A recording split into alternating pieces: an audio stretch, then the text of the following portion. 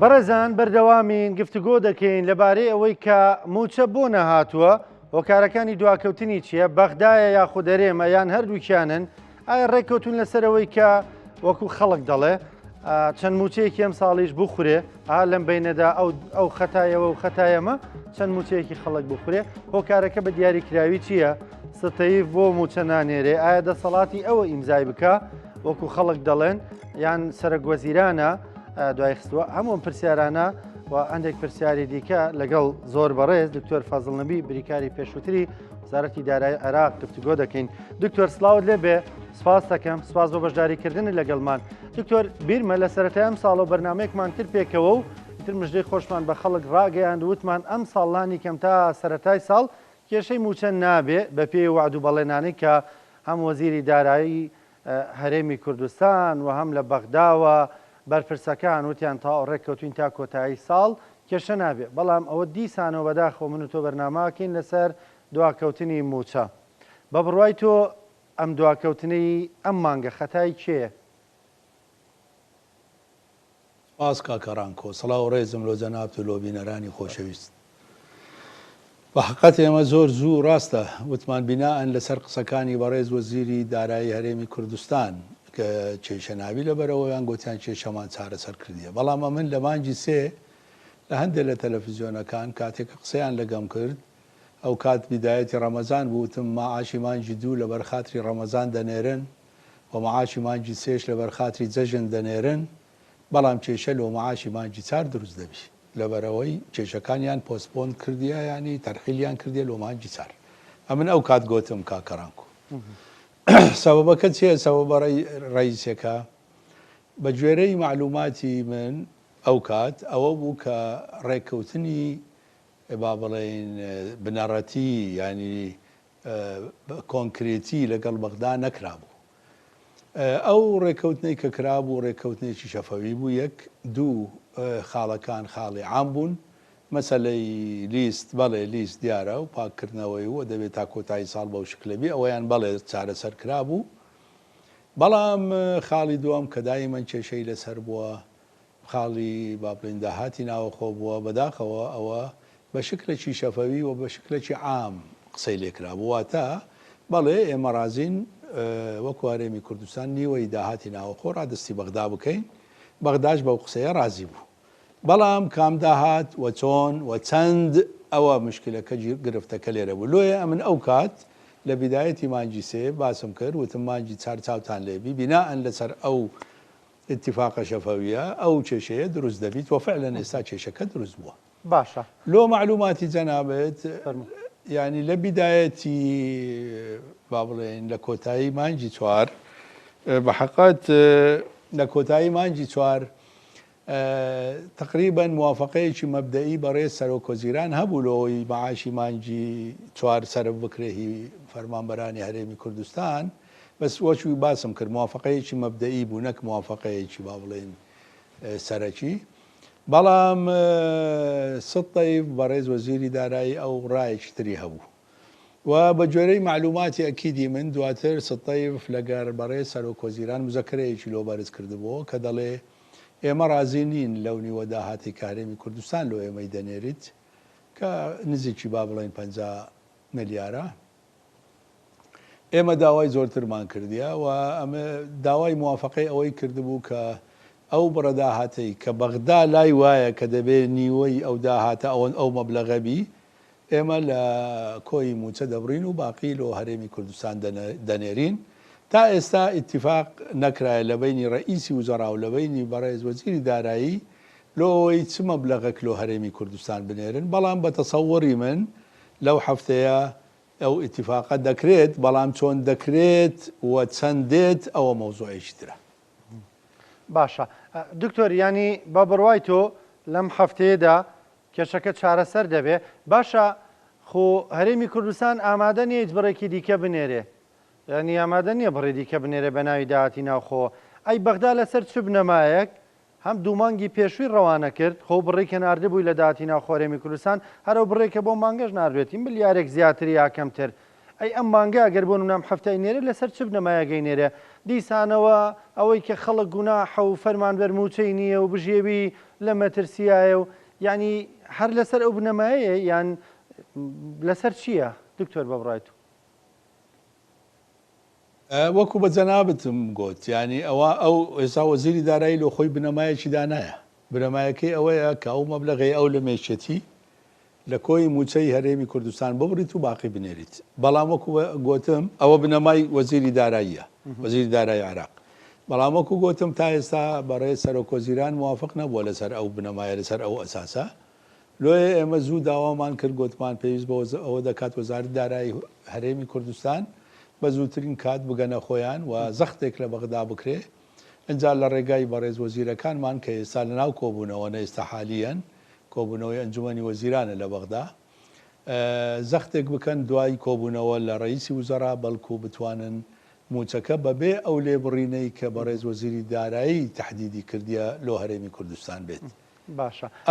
ئەوە بنەمایەکەیە ینی تەماشەیکە لۆیە من دەڵێم لەو هەفتەیە ئینشاءڵڵا کێشەکە چارەسەر دەبی بەڵام چۆن چارەسەر دەبی ئایا ئەو بنەمایی کە بەڕێز وەزیری دارایی عێراق لۆ خۆی دانایە ئایا ئەو تەطبیق دەکرێت یان کۆی پارەکە دێت ئەوە مەوزوعێکی ترە. باشە دکتۆر با لە بەڕێزت بپرسم تۆ ستەیف دەناسی کارتان کردۆ پێکەوە لە بەغدا ینی مەسیر دەبێت لەسەرەوەی کە لە کۆی موچە حەقێرەمی کوردستان ببڕێ ئەو بڕێی کە خۆی لە مێشکی دایناوە ئەنجا ئەو بڕە بە بڕای تۆ چەند دەبێ ئایا 100 ملیار دەبڕێ 200 دەبڕێ چەند ئەبڕێ ینی بۆ مانگان قسە هەبوو گوایە 750 ملیار دەنێرێ ئەنی چی دەکا بە بڕایت؟ کاکەڕانکۆ تەماشای ئێمە با بگەڕێنەوە ساڵی پار باشە لەوەی ئەمە لەسەر ئوسوس قسە بکەین لەسەر ئوسوسی علمی قسە بکەین. باش با بگەڕێنەوە ساڵی پار هەرێمی کوردستان چەند مانگەک لە حدودی 80 ملیاری نارد بە فکر دێ جەنابەت وایە. بەڵام ستەیف چی کرد لە مانگی 10 و 11 و 12 بە تەواوی ئەوانەی مانگەکانی پێشەوەشی بڕی چاوت لێبی ینی پار ئەو مەبدایی تطبیق کرد بەڵام بەداخەوە مەبدەەکە لە کۆتایی ساڵ تطبیق کرا لۆیە موچەخۆرانی هەرێمی کوردستان نەیانتوانی مانگی 12 وەرگرن. لە مانگی 10 بە فکرت دێ 760 ملیاری نارد یعنی نزیکەی 200 ملیاری بڕی. لە مانگی 11 630 ملیاری نارد یعنی نزیکەی 350 ملیاری بڕی. سیر کە مەبلەغەکان چەند گەورە بوون لەوەی فەرقی مانگەکانی پێشووتر بکاتەوە. لە مانگی 12 440 ملیاری نارد واتە 510 ملیاری بڕی. تەماشەی کەواتە فەرقی هەموو مانگەکانی بڕی با ئێمە ئێستا تەعەجوب نەکەین وەڵا ستەیف دەبڕیت ئێستا لەمە دو مانگانە دەست پێ دەکات دەبڕیت نەخێر ئەو کارەی کردیە لە ساڵی پار ینی تەماشەی ئەو بنەمایی هەیە لە ساڵی پار دکتۆر لە ئەو ساڵ نایەوێ فکرەی ئەوەیە کە هەمووی لە کۆتایی ساڵ نەبڕی بەڵکو لەمە دو مانگانە هەر مانگەی حسەی خۆی ببڕیت. ئەساسی ئەویش کە اعتیماد دەکاتە سەری بەڕاستی پێت بڵێم مەوازینی مراجعەی وەزارەتی دارایی هەرێمی کوردستانە لەو مەوازینی مراجعە ئیراداتی داخلی دیارە ئەو تەقسیمی دوی دەکات و لە مێشی خۆی ئەو مەبلەغە لە هەرێمی کوردستان دەبڕیت. مەبلەغەکە گەورەیە بەڵام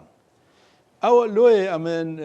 پێشتریش باسم کرد پێویستە وەزارەتی دارایی خۆمان بە زووترین کات بگەنە خۆیان پۆلینی ئیراداتی خۆیان بکەن چونکە ئیراداتی ناوەخۆ بەشێکی 100% لۆ هەرێمی کوردستانە و بەشێکی دەبێتە نیوە بە جۆرەی قانونی ئیدارەی مالی بەشێکی دەکاتە نیوە لەگەڵ بەغدا واتە دەبێت بێت تەصنیفی بکات ینی ئەو چەندی دانایە 300 ملیار 350 ملیار اینجا 320 ملیار هەر مانگەی دەگۆڕێت ئیراداتی ناوەخۆ جەنابەت دەزانی ئەو 300 ملیارە بێ پۆلینی بکات بڵێ ئەوانە ئیراداتی فلانن محلینە ئەوانە 100% لۆ هەرێمە ئەوانەش ئیراداتی سیادینە کە لە بینی هەرێم و بەغدا تەوزیع دەکرێت کەواتە ئێوە حسەکەتان ئەوەندەیە نەک ئەوەندەی کە دەیبڕن لۆیە دەبێ بە خۆمان بکەوین ئەگەر زوو بە خۆمان نەکەوین ئەوان مەبلەغێکی گەورەتر دەبڕن لەوەی کە مستحقن چونکەوان تەواوی نیوەی داهات بە کاملی دەبڕن سیوا ئەوەی سیادیە یان ئەوەی کە محلیە پێویست بەوە دەکات وەزارەتی دارایی ئێمە لە ئێستاوە شتێ ئامادە بکەن لۆی بتوانن لە خلالی ئەو یەک دوو ڕۆژە بگەنە بەغداوە بتوانن چارەسەری ئەو کێشەیە بکەن. باشە دکتۆر لەسەر قسەکانی پێشووترت یان ئێمە کەواتە مژدانێکی خۆش نییە گەر ستەیڤە مانگەش بنێرێ ینی مانگەکانی دیکەش بنێرێ لە مانگی دیسانەوە 10 و 11 و 12 یعنی خەڵک موچەی دەفەوتێتەوە وەکو موچەی مانگی 12 ساڵی ڕابردوو یعنی کەواتە ئەمە ئەوە نییە تێپەڕێ بەسەر بەغدایە و بڵێ دەیدەینێرم ئەگەر ئێسش بینێرێتەوە بە تەلەفۆن یا بە ڕێکەوتنی سیاسی یا بە هەر شتێک لە کۆتایی ساڵا دیسان حەقمان لێ دەکاتەوە دەیڕێ. زەبت کاکەڕانکۆ خۆ پاروامانی لێ کرد یعنی ئێمە دەبێت دەرس وەرگین ینی دائیمان ئێمە لە تەزارۆب دەبێت چ بکەین دەرس وەرگین ینی لە پار دەبێت دەرس وەرگین لۆیە ئەمن دەڵێم وەزارەتی دارایی هەرێمی کوردستان پێویست بەوە دەکات کە بچیتە بەغدا ئەو پۆلینە بکات اینجا لەگەڵ بەغدا ڕێکەوتنێکی ینی کۆنکریتی بکات لەسەر مەسلەی داهاتی ناوەخۆلەوەی هیچ جاریتر ئەو مشکلەیە تکرار نەبیتەوە ئەگەر وانەکەین بڵێ بەو شکلەیە کە جەنابەت باست کردیان بەو شکلەیە کە سطیف ئێستا داوا دەکات لەو مانگەوە دەست پێ بکات ببڕیت. باشە بەنی دکتۆر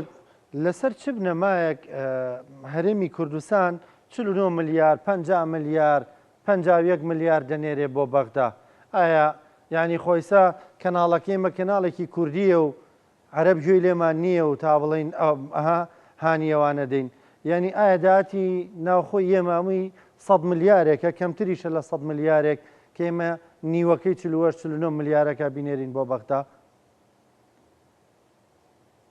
واللهی کاکە ڕانکۆ پێویست دەکا و سوالە لە بەڕێز وەزیری دارایی هەرێم یان وەزارەتی دارایی هەرێمی کوردستان بکرێت ئایا لەسەر چه ئەساسەکە و مەبلەغەیان ناردیە و ئایا ئەو ئەساسی کە ئەوان ئەو مەبلەغەیان لەسەری ناردیە توانی ویانە قەناعەت بە بەغدا بکەن کە ئەوە حەقیقەتەکەیە ئەوە مهمە یعنی مهم ئەوەیە کە تو بتوانی قەناعەت بە بەغدا بکەی بڵێ بابە ئەوە حەقیقەتەکەیە بەغدا ڕێیەکی تری هەیە لۆیە ئەمن دەڵێم ئەگەر هاتو ئێمە بە شێوەیەکی علمی بە شێوەیەکی زانستیانە پۆلینی ئیراداتی ناوەخۆ بکەین ئەو کاتە دەتوانین قەناعەت بە بەغدا بکەین لەسەر مەبلەغێکی معەن یان لە حدودێکی معەن چکە مەبلەغ دەگۆڕێت مانگانە بەڵام حدودێکی معەن لۆیە ئەمن داوام ئەوە بووە کە وەزارەتی دارایی ئەو پۆلینە بکات لەوەی بتوانی کاتێک کە دەستە بەغدا قەناعەت بە بەغدا بکات چونکە هەر ئەوە نییە من 50 ناردیە و خەلاص هەر ئەوەیە ئیتر ئەویش دەڵێ باشە تو 50 ناردیە من ڕازی نیمە من 150 دەوێ سەتی دیش دەبڕم لە مەعاشت ئەوە ناکرێ بەو شکلەیە ئیش بکەین پێویست بەوە دەکا ئێمە لەسەر ئەساسێکی زانستیانە پۆلینی ئیراداتمان بکەین و بچینە بەغدا لەسەر مستەوایەکی فەنی بەرز چاوت لێبی لەسەر مستەوایەکی فەنی بەرز بچینە بەغدا لەگەڵیان دانیشین و قەناعەتیان پێ بکەین لۆ ئەوەی لە مانگەکانی داهاتوو دیسان ئەو کێشەیە سەر هەڵدەداتەوە ئەگەر ئەوە نەکەین هەموومانجێ ئەو کێشەیە سەر هەڵدەدات. لە سەرەتای ساڵەوە مانگی کۆتایی مانگیەکە تا ناوەڕاستی مانگی دوو وەفدێکی هەرێم لەسەر مستەوایەکی باڵا وەزیری دارایی ڕۆیەوە بوو وەفدێکی وردبینی ئەو پەیوەندی بە موچە و یاسایی و هەمویان ڕۆیشتن تقریبان 15 ڕۆژ لە بەغدا بوون ئەوە ئیتراتنەوە وتیان ئێمە کێشەی ئەم ساڵمان حەل کرد تا کۆتایی ساڵیش کێشەیەک دروست نابێتەوە ینی نازانم بڵین ئایا ڕاستگۆ نەبوون یان هەر خۆیان ڕێکەوتنەکەیان پینە و پەڕۆ بووە ینی چی لێسە بەدواوە هەر ئێستا بۆ نمونە کێ بڕوایی تر بە میدیا بە سیاسیەکانەکە بڵێنەوە کێشەی موچە چارەسەر ئاکەڕانکۆ ئێمە تەوان احترامێکی زۆرمان لۆ هەموو ئەو کەسانە هەیە کە ئیش دەکەن لەسەر ئەوفدانێک کە دەچن بەڵام یەک کێشە هەیە ئەمە دائیمان ئێمەی کورد نەک ئەوڕۆ کێشەکەمانە کێشەکەمان لە ئەزەلەوە وا پێ دەچی لە ئەزەلەوە ئەمە و کێشەمانەیە ئێمە ئیتیفاقات دەکەین لەگەڵ ئاخرین یەکەمی شت ئیتیفاقاتمان شەفەویە دووەم شت ئیتیفاقاتمان بەبێ تەفاسیلە یعنی بە شێوەیەکی عام ئیتیفاقات دەکەین هەر ئیتیفاقە کاکەڕانکۆ ئەگەر تەفاسیلی تێدا نەبوو دواتر کێشەی تێدەکەوی لۆ کێشەی تێدەکەوی چکە هەر لایەنەک بە جۆرەی دڵی خۆی دێ ئەو با بڵێن خەتوە عامەیە تەفسیر دەکات ئەزانی بەنسبەت داهاتی ناوەخۆ مەسەلەن ئێمە لۆ طبعا من میسالێک لۆ جەنابەت بینەوە ینی لەگەر جەنابیشت و لەگە هەموو تەلەڤیزیۆنەکان کاتی خۆی لە دروستبوونی حکوومەتی بەڕێز سوودانی قسەم کرد ئەمن دوای هەفتەیەک یا دوو هەفتە لە تەلەڤیزیۆنەکان دەرچووم وتم هیچ وعدێک کە حکوومەتی سوودانی بە کوردی داوە جێبەجێ ناکات 4 وعدی پێماندا بە فکرت دێ جەنابەت یەکەمیان مەسەلەی بودجە کە موچە لە زمنی بودجەیە دووەمیان مەسەلەی مادەی 140 سێمیان مادەی عەفوان مەسەلەی غاز نەوت و غاز و چوارەمیان مەسەلەی پێشمەرگە. لۆ ئەمن گوتم هیچیان جێبەجێ ناکات ئەو کات چونکە تەفاسیلی تێدا نەبوو ئەوها بەعام نووسرا بوو و بەعام لە ئاخری شوفقان للدەستور ئەویش بە گوێرەی دڵی خۆی دێ تەفسیری دەکات و تا ئەو لەحزەیە ئەوە حکوومەتەکە تەواو بوو جەنابەت پیاوەکی ینی متابعی ئیشەکان دەکەی چونکە دایمەن سوحوفی متابعی شت دەکات ئیعلامی ئایا هیچ لەو چوارە جێبەجێ کران؟ نەخێر هیچی جێبەجێ نەکرا وایە یان نا لۆ چونکە تەفاسیل نەبوو بەنسبەت ئەو ئیتیفاقی کە برادرانی ئێمەش لە مانجی یەک کردیان لەبەر ئەوەی تەفاسیلی وردی تێدا نەبوو لە هەندێک لایەن ممکنە لە مەسەلەی لیست تەفاسیلی تێدا بووبی لۆیە چارەسەر بوو ئەوەی لیست بەڵام لە مەسەلەی داهاتی ناوەخۆ لەبەر ئەوەی تەفاسیلی تێدا نەبوو ئێمە تووشی کێشە بووین ئێستا حالیە ئەگەر نەچین ئیتیفاقێک لەگەڵ بەغدا نەکەین تەفاسیلی تێدا نەبی لەسەر مەسەلەی داهاتی ناوەخۆ بڵێن کاکە داهاتی ئێمە ئەوەندەیە لەوەندە ئەوەندەی داهاتی مەحلیەکەواتە 100% لۆ ئێمەیە لەوەندەش ئەوەندە داهاتی سیادیە نیوەی لۆ ئێوەیە و نیوەی لۆ ئێمەیە ئیدەن مەبلەغەکە لەو حدودە دەکات و تەوقیع بکەین ئەو کاتە هیچ کێشەیەک دروست نابی ئەو برادرانی ئێمە بەداخەوە ئەویان نەکرد بوو ینی بە شێوەیەکی گشتی لە مەسەلەی داهاتی ناوەخۆ بە شێوەیەکی گشتی و شەفەوی ئیتیفاقیان لەگەڵ بەغدا کردبوو لۆیە کێشەی تێکرد باشە دکتۆر لێرە و لەوێ هەندێک دەڵێن بەغدا کێشەی نەختینەی هەیە بۆیە موچەی ئێمە ڕەوانە ناکە ئێمە دەزانین بەغدا کێشەی نەختینەی هەیە بەڵام ئایا نەناردنی موچەی مانگی چواری فەرمانبەرانیێرە هیچ پەیوەندیەکی بە کێشەی نەختینەی بەغداوە هەیە؟ ئەوەلان تا ئەو لەحزەی کە من قسەی تێدا دەکەم بەغدا کێشەی نەختینەی نییە لۆ مەسەلەی موچە و مەسروفاتە بنەڕاتیەکان لەوەی کە جەنابەت بزانێ باش تا ئەو کاتەی کە عێراق تا ئەو کاتێک کە عێراق نەوت بە $55 لۆ سەرەوە بفرۆشیت هیچ کێشەیەکی نەختینەیی نابیت لۆ مەسەلەی موچە و مەسەلەی مەسروفاتی بنەڕەتی بەڵێ ئێستا عێراق کێشەی نەختینەی هەیە بەڵام لە مەسەلەی پرۆژەکان چاوت لێبی نە مەسەلەی موچە لە مەسەلەی پرۆژەکان ئەنجا لۆیێ ئەوە مجرد حجەیەکە مجرد بیانووەکە کە باز دەکرێەوە ئیلا بەغدا ئەگەر کێشەی سوێلەی هەبوایە مەسەران معاشی مانجی چواری خۆی لە کاتی خۆیدا لەو کاتێک کە پێویست ئیداددای معاشی مانجی پێنجی خانەنشینانی عێراق سیرکە معاشی مانجی پێنجی خانەنشینانی عێراق لە دووی پێنجدای لە دووی پێنج ئەو معاشەیدا کە زۆر زیاترە معاشی ینی موچە خۆرانی خانەنشینی عێراق زۆر زیاترە لە موچەی کولی هەرێمی کوردستان باشە کەواتە توانیت موچەی خۆت بدەیت توانیت موچەی پێنج کە هێشتا مانجی پێنج زۆر مایە تەواو ببی هی خانەنشینان بدەی بەڵام هی کوردستان نەدا نەخێر ئەوە مەسەلە کێشەی نەختینەیی نییە بەڵکو کێشەکە لەسەر داهاتی ناوەخۆی زۆر باشە کەواتە کێشەی نەختینە ژەوانە هەموو بڕووبیانوە لێرە و لەوێ باز دەکرێت کە بەغدا کێشەی هەیە بۆیە پارەکەی مەژنانێرێ ئەوان خۆشیان هەر لە ناوخۆیانە کێشیان هەیە باشە دکتۆر هەندێک هۆکارەکە دەخەنە ئاستۆی وەزیری دارایی هەندێک دەڵێن سەرۆکوەزیرانە تۆ ئەوەی تێگەیشتبی لێ وەزیری دارایی ڕاستەوخۆ خۆی سەلاحێتیەوەی هەیە ینی موچە نەنێرێ یا بڵێ من ئیمزای ناکەم یان زۆر زار دەوترێ ئەوە ستەیف لە کۆنگرەیەکە لە عەمان لە ئیمارات نازانم لە ئەوروپا بۆیە لیستەکەی ئیمزا نەکردووە ئایا لیستێکی موچە هی 1 ملیۆن فەرمانبەر دەوەستێتە سەرەوەی ستەیف لە ئەمریکا بێ لە ئەوروپا بێ؟ ناوەڵا کاکەڕانکو باوەڕ بکەم موچە سەرفکردن ئەسەن ینی لە سەلاحیەتی وەزیریش بچووکترە ئەسەن وەزیر تەدەخلی قەت لە مەسەلەی سەرفکردنی موچە نەکردێ لە عێراق ئەمن وەکیلی وەزیر بوومە زۆر جار ئەمنیش ئیلا لەوەی کوردستان بەڵێ تەدەخلم کردیە کە زووتر بینێرن مەسەلەن ئێمە دائیمان لە 8 تا 10 مانگ موچەی هەرێمی کوردستانمانە نارد قەزدم لێرە ئەوە نەخێر سەلاحیەتی مدیری عامی دائیرەی محاسبەیە سیر کە چەند لە سەلاحیەتی مدیر عامێک بەڵام لەبەر ئەوەی کێشە هەیە لە بینی هەولێر و بەغدا کێشەکە ڕەفع بووە لۆچێ لۆ وەزیری دارایی وەزیری دارایی سەلاحیەتی هەیە بینێریت و ئەگەر بیانووی هەبی سەلاحەتی هەیە نەنێریت سیر کە هەردوو سەلاحەتەکەی لایە یعنی وەزیری دارایی ئەگەر ئێستا موچەی هەرێمی کوردستان بنێریت هیچ کەس نییە محاسبەی وەزیری دارایی بکە حەزەکەم یەکشت بزانی کاکەڕانکۆ لە عێراق ئەمن 10 ساڵ لە عێراق ئیشم کردیە وەزیر هەموو شتێکە لە وەزارەتەکەی خۆی مەلکی وەزارەتەکەی خۆیەتی حتى رئيسي وزراء چاوت لێبی لە عێراق ناتوانانی مباشرەتەن تەدەخل لە ئەموری وەزیرێک بکات بەس وەزیری دارایی یا وەزارەتەکان نەگەڕامە رئیسی وزراء تەدەخل بکات لە ئیشم ئەزانی وەکیلی وەزیر بوومە چاوت ئەمە دکتۆر بەس بۆ وەزارەتی دارایی وایە یا ئەوە حساسیان وەزە هەموو وەزارەتەکان هەموو وەزارەتەکان ئللا ئەگەر قەرارێک لە مەجلیسی وزراء دەربچیت ئەو کاتە بە زۆرینە وەزیر بەڵێ ناچار دەبیت کە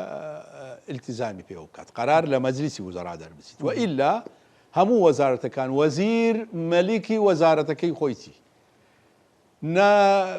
جارێ مەسەلەی دیوان ینی مەسەلەی با بڵێ چی پێ دەڵێن لەوێ ئەمانە عامەی مەجلیسی وزراء هەر حەقی نییە بە هیچ شێوەیە کار تەدەخل بکات هەر لێ ناگەڕن بەلای وەزارەتەکەشیدا بڕوات دەزانی لۆیە وەزیری مالیە تەواوی دەسەڵاتی هەیە کە موچەی هەرێمی کوردستان بنێری لەسەر ئوسوسێکی علمی ویان ئەگەر موچەکە نەنێریت دەبێت سەبەبەکی مقنعی هەبیت چاوت لێبی جا لەو حالەتانە هەندێ وەزیر ئەیانەوێ مەسەن سەبەبیان هەیە ئێستا حالیان وەزیری دارایی سەبەبەکی هەیە با بڵێ سەبەبەکە داهاتی ناوە خۆیە چ دەکات زۆربەی کات ڕەفعی دەکات لۆ سەرۆک وەزیران دەڵێ با سەرۆک وەزیران خۆی تەحملی مەسئولیەت بکات ئەمن تەحملی مەسئولیەتە ناکەم سیرکە لۆیە لۆ ڕئیسی وزرا دەچیت وی لا ڕئیسی وزرا هیچ علاقەی بە موچەوە نییە چاوت لێبی مطلقاً علاقەی بە موچەوە نییە باشە باوەڕکە کاکەڕانکۆ ینی ئەمن وەکیلی وەزیر بووم کاتێکە وەزیرەکەم لە بەغدا نەبوو 3 مانگی جازەی وەرگرت و لە بەرنەخۆشی ڕئیسی وزرا میسالێکت دۆ بینم ڕئیسی وزرا 4 مدیر عامی تەعین کرد لە وەزارەتی دارایی 50 جار تەلەفۆنیان لۆ من کرد مباشرەیانم نەنووسی لە کۆبوونەوەیەک پێمی گۆ لۆ نانووسی گوتم بە گوێرەی قانونی وەزارەت کاتەکە تو مدیر عام تەعین دەکەی دەبێ ڕەئی وەزارەت وەرگری ڕیت وەرنەگرتێ لۆیە ئەمن ناینووسم تا ئەو کاتەی 3 مانگ ئەمن وەکیلی وەزیر بووم ها 3 مانگ تا وەزیر هاتەوە جا دوایی وەزیر لەبەر خاتری ڕئیسی وزرا مباشرەیانی نووسی ینی وەزیر ئەو دەسەڵاتەی هەیە لە عێراق ئەجا بەڵام هەندێک جار وەزیر دەیەوێ مەسئولیەتەکە بخاتە سەرشانی سەرۆک وەزیران لۆیە لۆ سەرۆک وەزیرانی ڕەفع دەکات باشە دکتۆرەوەی کە دەوترێ ئێستا موچەی ئێمە لەسەر نامەیەکی وەتسەپی سوودانی وەستاوە بینێرێ و یا ڤۆیس بێ یا مەسج بێ بڵێ بینێرە ئەوڵێ ناینێرم ئەوەی زۆر جار میدیا کوردیەکان گرافیکی بۆکەن وی ڕازێنەوە ڕسمێکی سوودانی دانێن ئەڵێ بینێرە ڕسمێکی ستەیف لەو لاوەدانێن ئەڵێ ناینێرم ینی ئەمانە لە ئیدارە و ینی بەتایبەت بۆ بابەتی و پرسێکی وەکو موچە ئاگونجێ یان ئەمە بەس خەیاڵی نێو مێشکی خەڵک و هەندێک لە میدیاکانی خۆمانە نا تەماشای کاتێک کە ڕئیسی وزرا ئێستا ینی ئەوەی ئەمن دەبینم لە بینی ستەیف و ڕئیسی وزرا کاتێک کە ڕئیسی وزرا پێی دەڵێ بنێرە ئەو دەنێریت بەڵام خۆی تەوقیعی ناکات بیناەن لەسەر